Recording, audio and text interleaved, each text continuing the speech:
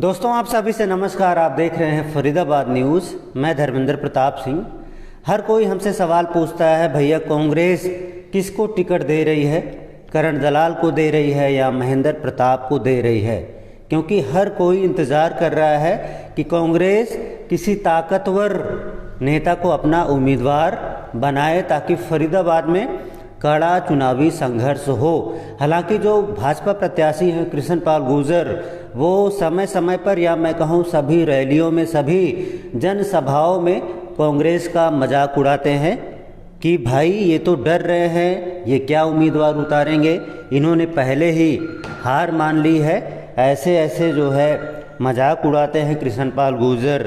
तो मैं आपको सटीक चुनावी विश्लेषण बताने जा रहा हूं कि कहां पर कौन से नेता का कैसा प्रभाव है, हर चीज़ की मैं जानकारी दूंगा। आप लोग जानते होंगे, फरीदाबाद हो, पलवल हो, होडल हो, हथीन हो, मुझसे ज़्यादा कोई एक्टिव नहीं है इस समय। मैं हर समय हर जगह जाता रहता हूं, सभी एरिया में जाता रहता हूं। अब मैं करण दलाल की बात करूंगा कि वो क्यों प्रभावशाली तरीके से कांग्रेस की टिकट मांग रहे हैं, अड़े हुए हैं। अगर आप पृथला से आगे जाएंगे, पृथला हो, होडल हो, हथीन हो, पलवल हो, तो एक तरफा करण दलाल का प्रभाव है। मैंने जिससे भी सवाल किया है उसने यही बताया है कि करण दलाल को टिकट मिलनी चाहिए। अगर करण दलाल को टिकट मिली तो वो चुनाव जीत भी सकते हैं। ऐसा पृथला से आगे जो है करण दलाल की लहर है, बिल्कुल लहर है। और लहर कैसे पैदा हुई? करण दलाल ने जब भी गरपुरी टोल प्लाज़ा बना था, जब फरीदाबाद और पलवल की जनता से वसूली शुरू हुई थी, तो करण दलाल ने बहुत ज़ोरदार तरीके से विरोध किया, हाई कोर्ट तक गए, तो ज़ोरदार तरीके से लड़ाई लड़ी। हालांकि कामयाबी नहीं मिली, लेकिन उन्होंने जिस तरीके से लड़ाई लड़ी, वहाँ पर धरना किया, प्रदर्शन किया, तो पब्लिक को लगा कि करण दलाल हमारे हक की लड़ाई लड़ सकता है। तो उनका वहाँ पर एक प्रभाव बन गया। आज होडल हो, हथीन हो और पलवल शहरी एरिया में भी हर कोई कहता है कि करण दलाल को टिकट मिलनी चाहिए। अगर मैं कहूँ तो कृष्णपाल गुर्जर वहाँ पर कमज़ोर पड़ रहे हैं, अगर मैंने सर्वे किया है। हालांकि बाद में क्या होता है ये तो देखने पर पता चलेगा, लेकिन पृथला विधानसभा को लेकर पूरे पलवल में करण दलाल की बहुत अच्छी हवा है। यही वजह है कि कांग्रेस भी सोचने को मजबूर है कि अगर करण दलाल को टिकट ना दी गई तो हो सकता है जनता वहाँ पर नाराज़गी व्यक्त करे, कुछ भी हो सकता है। अब महेंद्र प्रताप सिंह की बात करता हूँ। देखिए, महेंद्र प्रताप सिंह पीछे आपने देखा होगा इनएक्टिव हो गए थे, एक तरह से राजनीतिक संन्यास ले चुके थे। अब उनको टिकट सिर्फ इसलिए उनके नाम पर चर्चा हो रही है कि वो पूर्व विधायक रहे हैं, मंत्री रहे हैं और गुर्जर नेता हैं। यानी कि अगर उनको टिकट मिली तो कृष्णपाल गुर्जर को जो गुर्जरों की वोट जाएगी वो 50-50 बांट लेंगे और बाकी जो है हो सकता है उनको वोट मिल जाए। इसीलिए महेंद्र प्रताप सिंह को टिकट देने पर विचार चल रहा है, लेकिन पलवल की तरफ उनका कोई प्रभाव नहीं है जितना प्रभाव करण दलाल का है। अब हो सकता है फरीदाबाद में महेंद्र प्रताप सिंह कृष्णपाल गुर्जर को टक्कर दे जाएं, लेकिन पलवल में उन्हें ज़्यादा वोट नहीं मिलेंगे। हो सकता है इसका फ़ायदा कोई और उम्मीदवार उठा ले जाए, हो सकता है कोई निर्दलीय उम्मीदवार। वैसे वहाँ पर योगी राजेंद्र देव हैं, काफ़ी एक्टिव हैं, तो हो सकता है किसी न किसी को वहाँ पर उसका फ़ायदा मिल जाए। अब मैं बात करूंगा और भी जो उम्मीदवार हैं, जैसे जेजेपी ने नलिन हुड्डा को उतारा है। युवा उम्मीदवार हैं, हालांकि अभी वो सिर्फ सपनों में जीत देख रहे हैं, फील्ड में ज़्यादा एक्टिव नहीं हुए हैं, तो उनके बारे में क्या कहा जाए। बाकी एक और उम्मीदवार हैं बसपा के, किशन ठाकुर हैं, वो भी मेहनत तो कर ही रहे हैं, लेकिन बहुत मेहनत करनी पड़ेगी।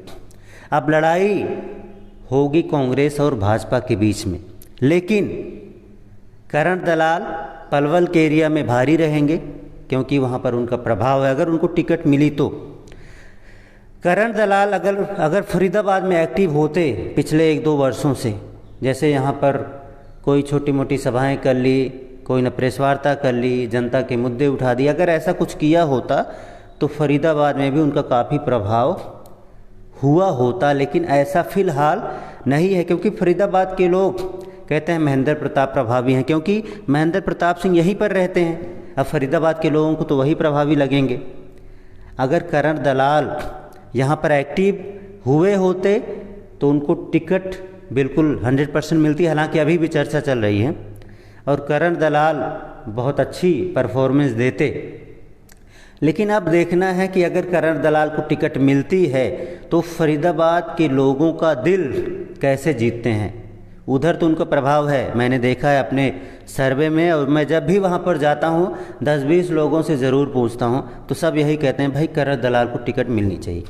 इवन जो कोर बीजेपी वोटर हैं वो भी अब मन बदल चुके हैं, कहते हैं भाई इस बार हम कुछ और ही करेंगे, यानी कि मोदी के नाम पर वोट देने को तैयार नहीं है। अब उनके मन को कैसे बदल पाती है भाजपा, क्योंकि अभी 1 महीना 1.5 सवा महीना चुनाव में बचा हुआ है। 100 महीना क्या, मतलब सिर्फ 1 महीना 4-5 दिन बचा हुआ है। तो इन 1 महीना 4-5 दिनों में किस तरह से उनको बदल पाती है भाजपा, ये तो उस पर डिपेंड करेगी, क्योंकि किस तरह से मेहनत की जाती है, किस तरह से अपने विचारों को रखा जाता है, ये तो वही लोग जानते होंगे। लेकिन दोस्तों, अगर करण दलाल को टिकट मिलती है और करण दलाल फरीदाबाद के लोगों का दिल जीत पाते हैं तो मैं कहूँगा बहुत कड़ा चुनावी संघर्ष होगा। बिल्कुल फरीदाबाद की जनता को भी मज़ा आ जाएगा, इतना बढ़िया चुनाव होगा। क्योंकि पीछे आपने देखा होगा करण दलाल टिकट मांग रहे थे और माहौल उधर बना लिए थे पलवल में, फिर अचानक अवतार भड़ाना को टिकट मिल गई, और फिर देखा आपने कितनी करारी हार हुई अवतार भड़ाना की कि इस बार वो बिल्कुल शांत बैठे हैं, उन्होंने टिकट भी नहीं मांगी है। अब अगर एक बार फिर से करण दलाल को निराश किया जाता है, क्योंकि वो 3-4 सालों से तैयारी कर रहे हैं, अगर उनको निराश किया जाता है तो पलवल की जनता पता नहीं क्या करेगी, मुझे तो नहीं पता है। अगर उनको टिकट मिलता है तो भाई एक तरफा समर्थन है पलवल की तरफ से, एक तरफा समर्थन है, क्योंकि ये हमने देखा है, लोगों से पूछा है, लोगों के विचारों को जाना है। तो आप भी इंतज़ार कर रहे होंगे कांग्रेस किसको टिकट देती है। आप कमेंट बॉक्स में पढ़ता हूँ आप लोगों का, अधिकतर लोग कहते हैं भाई करण दलाल को मिलनी चाहिए, करण दलाल को मिलनी चाहिए। हालांकि अगर महेंद्र प्रताप सिंह को भी टिकट मिली, अगर उन्होंने अच्छी मेहनत की, अच्छी दौड़ भाग की, और यहाँ तो चलो ठीक है, फरीदाबाद के लोग तो चाहते हैं महेंद्र प्रताप सिंह को टिकट मिले, तो यहाँ तो बढ़िया टक्कर देंगे। लेकिन पलवल में वो किस तरह से टक्कर दे पाएंगे, किस तरह से वोट ले पाएंगे, ये तो वही जानते होंगे, क्योंकि मेहनत उनको करनी है। हमने तो बता दिया क्या चल रहा है फरीदाबाद में और पलवल में क्या चल रहा है। अभी 1 महीना 5 दिन शेष बचे हैं, देखते हैं क्या होता है दोस्तों। जो भी होगा आपको बताते रहेंगे, आपको अपडेट देते रहेंगे। और कल राजपूतों की एक पंचायत हुई, उसमें विचार किया गया कि कोई अपना कैंडिडेट क्यों ना खड़ा किया जाए, जो कम से कम जो है राजपूतों के वोट ले सके, क्योंकि राजपूत लोग भी एक तरह से भाजपा की खिलाफत कर रहे हैं। देखा होगा गुजरात में चल रहा है, चर्चा चल रही है, राजस्थान में चर्चा चल रही है, अभी फरीदाबाद में भी ऐसी मीटिंगें शुरू हो चुकी हैं। तो देखते हैं ये लोग क्या करते हैं। तो आप लोग जुड़े रहें, देखते रहें, हम आपको अपडेट देते रहेंगे, और जिस तरह से चुनावी संघर्ष आगे बढ़ेगा आपको बताते रहेंगे, और कौन सा उम्मीदवार किस तरह से चुनाव में अपनी ताकत झोंकता है ये भी आपको बताते रहेंगे। फरीदाबाद न्यूज़ से धर्मेंद्र प्रताप सिंह, नमस्कार।